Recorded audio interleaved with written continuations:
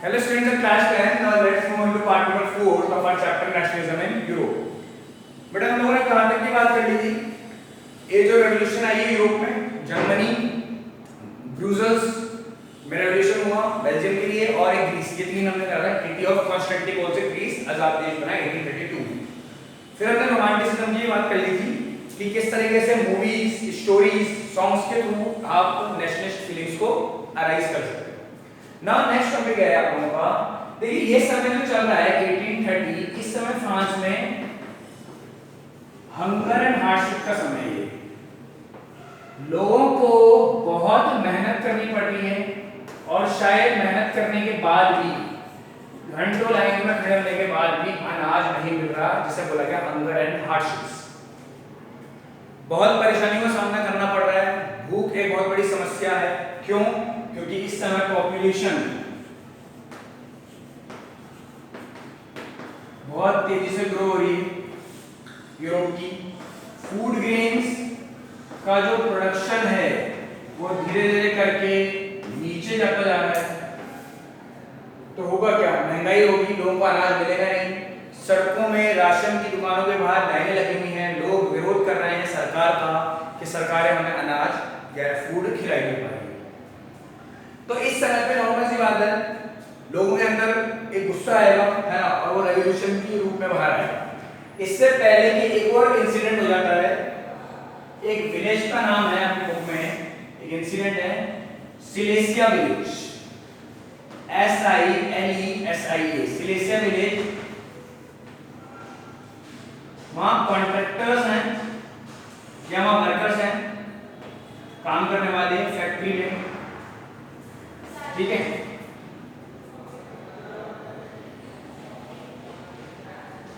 ठीक है, वीवर्स हैं, वीवर्स हैं, वर्कर किस फैक्ट्री में काम करते हैं? कपड़े की फैक्ट्री में, बुनकर हैं, वीवर्स हैं। वो रेवोल्यूशन चलाते हैं इस बात के लिए कि हमें वेजेस टाइम से नहीं मिल रही, तनख्वाह नहीं मिल रही, मिलती भी है तो पूरी नहीं मिलती, है ना, और वो हमें उससे गुजारा नहीं होता।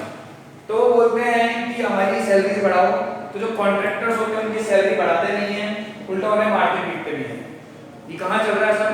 सिलेसिया विलेज इन फ्रांस, है ना। यहाँ पे वर्कर रेवोल्यूशन कर रहे हैं, वीवर्स रेवोल्यूशन कर रहे हैं, बुनकर हैं, कपड़ों की फैक्ट्री में काम करते हैं, उन्हें वेजेस नहीं मिल रही। पूरे यूरोप में महंगाई बहुत तेजी से बढ़ रही है, फूड ग्रेन्स खरीदने का पैसा नहीं है, तो अपनी सैलरीज को बढ़ाने के लिए बोलते हैं। कॉन्ट्रैक्टर उनकी सैलरी बढ़ाता तो नहीं है, उल्टा उनके साथ मारपीट करता है, एक्सप्लॉइटेशन करता है, कोई सैलरी नहीं बढ़ेगी, जाओ यहाँ से, है ना। धीरे धीरे करके एक गुस्सा पैदा होता है लोगों के बीच में, और बात आती है 1848 में। 1848 में लोग ये ठान लेते हैं कि अब तो रेवोल्यूशन करना ही पड़ेगा। अनाज की दुकान के बाद भी 10-10 किलोमीटर लंबी लाइनें हैं ना, लोगों को अनाज नहीं मिल रहा, लोग गवर्नमेंट के खिलाफ आवाज उठा रहे हैं। इतना लोग प्रदर्शन करते हैं, है ना, रेवोल्यूशन करते हैं मेनली आपके फूड ग्रेन्स के लिए, है ना, कि एटलीस्ट फूड ग्रेन्स को मिले। बात राजा को हटाने की, रखने की नहीं है, बात ये फूड ग्रेन्स की है। इस समय फ्रांस का राजा है, याद है आपने बनाया था मुझे पिछले वीडियो में, लुइस फिलिप। बर्बन डायनेस्टी को हटा के रेवोल्यूशन के थ्रू लुइस फिलिप को 1830 में फ्रांस की गद्दी पर बिठाया गया था। लुइस फिलिप ये सब देखकर, क्योंकि वो देख रहा है लोगों में गुस्सा है, भाग जाता है यहाँ से, है ना, फ्रांस को छोड़ के। और फिर ये डिसाइड होता है कि अब कोई राजा महाराजा नहीं रहेगा, हर पर्सन जो 21 साल से बड़ा है, 21 साल की एज पूरी कर चुका है, वो फ्रांस में वोट करेगा, है the right to vote. France में डेमोक्रेसी होगी, इक्वलिटी होगी और फ्रीडम होगी। यानी कि आप ये देखो कितनी लंबी लड़ाई फ्रांस ने लड़ी। मैं बार-बार फ्रांस का एग्जांपल इसलिए देता हूं क्योंकि फ्रांस की लड़ाई, मेहनत रेवोल्यूशन के लिए, डेमोक्रेसी के लिए बहुत बड़ी है। आप देखिए हम 9th क्लास में पढ़ रहे हैं, 8th क्लास में एंड हुआ है ना। तो क्यों पढ़ रहे हैं? क्योंकि देखिए लुइस 16 के टाइम से रेवोल्यूशन स्टार्ट हुआ, लुइस 16 को गद्दी से हटाया, नेपोलियन आया, नेपोलियन को भी हटाया गया, नेपोलियन के बाद बर्बन डायनेस्टी फिर आई, उसको हटा के लुइस फिलिप आया, और लुइस फिलिप भी हटा दिया गया। क्यों? क्योंकि उससे फ्रांस की जनता नहीं समझ रही थी, वो फ्रांस की जनता का पेट नहीं भर पा रहा था। महंगाई बहुत ज्यादा होती जा रही थी, पूरे यूरोप में पॉपुलेशन बढ़ती जा रही है, फूड ग्रेन्स है नहीं, लोग राजा से बोलते हैं कि हमें खाना नहीं मिलता, राजा खास सॉल्यूशन निकाल नहीं पा रहा है, महंगाई को कम नहीं कर पा रहा, वर्कर्स को सैलरी नहीं मिल रही। एग्जांपल पड़ा वीवर्स का, सिलेशिया विलेज का, जहाँ पे उनको तनख्वाह नहीं मिल रही टाइम से रोज के काम की, मिलती भी है तो उन्हें पूरी नहीं पड़ पा रही, वो वेजेस बढ़ाने के लिए बोलते हैं तो कॉन्ट्रैक्टर उन्हें मारता है ना। लोगों को कोई रास्ता नहीं मिल रहा, लोग रेवोल्यूशन करते हैं, टूट पड़ते हैं लुईस फिलिप के ऊपर। लुईस फिलिप को कुछ समझ में नहीं आता, अपनी जान बचा के भाग जाता है। लोग ये डिसाइड करते हैं कि फ्रांस में डेमोक्रेसी आएगी, हर पर्सन जो 21 इयर्स की एज पूरा कर चुका होगा वोट करेगा, अमीरी गरीबी का जो फासला खत्म होता जाएगा और हम इक्वलिटी फ्रीडम की तरफ बढ़ेंगे फ्रांस में। और इस तरीके से फ्रांस है ना, आज हम क्या देखते हैं कि एक डेवलप्ड नेशन है, डेमोक्रेसी मैंने बार-बार बोला पूरे यूरोप को, पूरे वर्ल्ड को फ्रांस ने ही सिखाई है। ठीक है, तो ये बात आपको ध्यान रखनी है। तो फ्रांस की स्टोरी यहाँ पे आपकी कंप्लीट हो गई, स्क्रीनशॉट आप ले लीजिए। ठीक है, उसके बाद हम बात करते हैं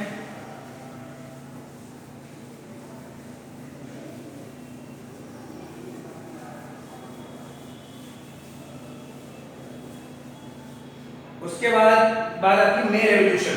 अब जर्मनी होते हैं, है ना, जर्मनी, फ्रांस, मैंने कहा घूम के आए। मे रेवोल्यूशन, देखिए मे रेवोल्यूशन क्या था, ये आता है सीधा क्वेश्चन आता है एक्सप्लेन द मे रेवोल्यूशन। मई के महीने में हुआ, इसमें मे रेवोल्यूशन नाम पड़ा। ठीक है, तब की बात है ये 18 मई 1848 की, और किस कंट्री की बात है, जर्मनी। जर्मनी में क्या होता है 831 इलेक्टेड रिप्रेजेंटेटिव मेंबर्स, है ना, 831 मेंबर्स जर्मनी के 831 मेंबर्स हैं। ठीक है, इलेक्टेड है, इलेक्टेड मतलब चुनाव जीत के गए हैं, एक जगह पे मिलते हैं, नाम होता है church of Saint Paul. Saint Paul नाम पहले भी सुना होगा, है ना, फादर, क्योंकि जो मेन फादर है वो सेंट पॉल को लगेगा, तो चर्च ऑफ सेंट पॉल में 821 मेंबर्स मिलते हैं, डिसाइड करते हैं कॉन्स्टिट्यूशन के लिए कि जर्मनी में जो राजा है उसकी पावर को लिमिट करना पड़ेगा। वही कहानी है, पहले भी बात कहीं आपने पढ़ी थी, है ना, फ्रांस में ये कहानी आई थी कि हमें फ्रांस की राजा की पावर को लिमिट करना है। ऐसे जर्मनी में भी आवाज उठी, इन 831 मेंबर्स ने बोला कि जर्मनी में कॉन्स्टिट्यूशन होगा और जो राजा की पावर होगी वो लिमिट की जाएगी, हम कॉन्स्टिट्यूशन के लिए वोट करेंगे, जर्मन एक कॉन्स्टिट्यूशन के साथ राजा भी हो, कॉन्स्टिट्यूशन भी हो। तो ठीक है, ये काम चला। उस टाइम यहाँ का राजा है, आपको ध्यान रखना है, वो नाम ये फ्राइडरिक विल्हेम फोर्थ, राजा का नाम क्या है, फ्रेडरिक विलियम फोर्थ। यही प्रूशिया का भी राजा है, जर्मनी और प्रूशिया उस टाइम एक ही साथ है, अलग अलग नहीं है। ठीक है, जर्मनी और प्रूशिया एक कंट्री, दोनों साथ ही हैं, अलग अलग नहीं है। आज ये दोनों कंट्रीज अलग हो गए हैं, ठीक है, रेवोल्यूशन के थ्रू, इंडिपेंडेंस के थ्रू, लेकिन इस समय हम 1848 में बात कर रहे हैं, कंट्रीज एक साथ हैं। फ्रेडरिक विलियम फोर्थ प्रूशिया का राजा है, तो उसके सामने उसे बोलते हैं पोजीशन आपके पास ही रहेगी, वही बात है, राजा आप ही रहोगे, सबसे हाई पोजीशन पे आप ही रहोगे, हम आपको पूरी रिस्पेक्ट देंगे, लेकिन बस हमारी इतनी सी गुजारिश है कि 831 मेंबर्स बोलते हैं कि हम कॉन्स्टिट्यूशन बनाएंगे जर्मनी में और आप उस कॉन्स्टिट्यूशन के हिसाब से काम करेंगे, आपकी पावर लिमिटेड होगी, है ना, आप अपने हिसाब से डिसीजन कुछ भी नहीं ले सकते, ये बोलते हैं। फ्रेडरिक विलियम फोर्थ बिल्कुल ये बात नहीं मानता और असेंबली छोड़ के चला जाता है बीच में से, जब 831 मेंबर्स बैठे होंगे तो उठ के चला जाता है कि मैं आपकी बात नहीं मानूंगा। किस्मत ऐसी रहती है, विलियम फ्रेडरिक विलियम फोर्थ का पावर है, बाद में लड़ाई होती है, एक तरफ से हम ये बोले कि असेंबली और फ्रेडरिक विलियम एक तरफ असेंबली रहती है, एक तरफ फ्रेडरिक विलियम असेंबली की बात नहीं मानना चाहता, वो कॉन्स्टिट्यूशन नहीं चाहता, कोई भी किंग नहीं जाएगा मेरी पावर लिमिट हो, मेरी पावर अनलिमिटेड है, तब तभी अच्छा लग रहा है उसे। फ्रेडरिक विलियम इस असेंबली को जो 831 मेंबर्स की है, इसको सस्पेंड नहीं होता, एक वर्ड बोलूं आपको, डिसबैंड कर देता है, तो अभी ये वर्ड है डिसबैंड, मतलब कि खत्म कर देता है। ठीक है, 831 मेंबर्स की असेंबली को खत्म कर दिया जाता है कि आप लोग जाओ, अब आपका कोई काम नहीं है, आप लोगों ने एक गलत चीज मांगी उससे, है ना, आप लोग कुछ भी मांग लेते, लेकिन आपने कॉन्स्टिट्यूशन मांग लिया जिससे मेरी पावर लिमिट होगी, तो मैं कभी भी ये नहीं चाहूंगा, फ्रेडरिक विलियम ये बात बोलता है कि कॉन्स्टिट्यूशन होगा, मेरी पावर को लिमिटेड किया जाए, मैं मेरी पावर अनलिमिटेड है अच्छी।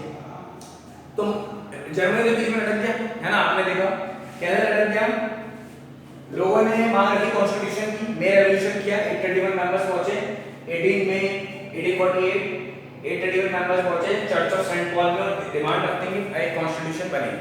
फ्रेडरिक विलियम फोर्थ उस टाइम राजा है प्रूशिया का जर्मनी दोनों का, वो मना कर देता है और रेवोल्यूशन के बाद क्या होता है, एक तरह से ये जीतता है ना, और ये जर्मनी जो असेंबली डिसबैंड हो जाती है, पूरी तरह से खत्म कर दी जाती है। अब आप पढ़ोगे कि जर्मनी का मेकिंग हो गया, यूनिफिकेशन होगा, अब जर्मनी एक देश बनेगा, है ना, तो वो हम पार्ट नंबर 5 में बात करेंगे कि जर्मनी कैसे कंट्री बनेगा। यहाँ आपने पढ़ा कि जर्मनी के लोग तैयार हो गए हैं रेवोल्यूशन के लिए, अब उनके अंदर गुस्सा है, तो अब जर्मनी का यूनिफिकेशन होगा, जर्मनी एक धागे में रखा जाएगा, हम बोलेंगे अलग अलग मोदी कर रहे हैं तो जर्मनी को पूरा एक कंट्री बनाने का श्रेय अभी आएगा ऑटोमन बिस्मार्क, है ना, उनका नाम आएगा, उन्हें मिलेगा। फ्रेडरिक विलियम फोर्थ राजा रहेगा, है ना, उसको राजा का पोजीशन मिलेगी, ठीक है। तो कैसे अब आगे धीरे धीरे करके फ्रांस के बाद जर्मनी, फिर इटली और फिर ब्रिटेन, ये 3 देश अभी आपको पढ़ने हैं कि ये एक पक्की कंट्री जो आज है जिस पोजीशन में है वो कैसे बने। अभी तो बिखरे हैं, सब छोटी छोटी डायनेस्टीज हैं, अलग अलग हो रही हैं, किसी पे कोई राजा बैठा है, किसी पे कोई डायनेस्टी बैठी है ना, लेकिन इसको एक कंट्री के रूप में अब बनाया जाएगा, इनको जर्मनी को, इटली को, फिर ग्रेट ब्रिटेन। क्लियर है बात? पार्ट नंबर 4 यहीं तक रखते हैं, रेवोल्यूशन है, पार्ट नंबर 5 में आगे की बात करते हैं।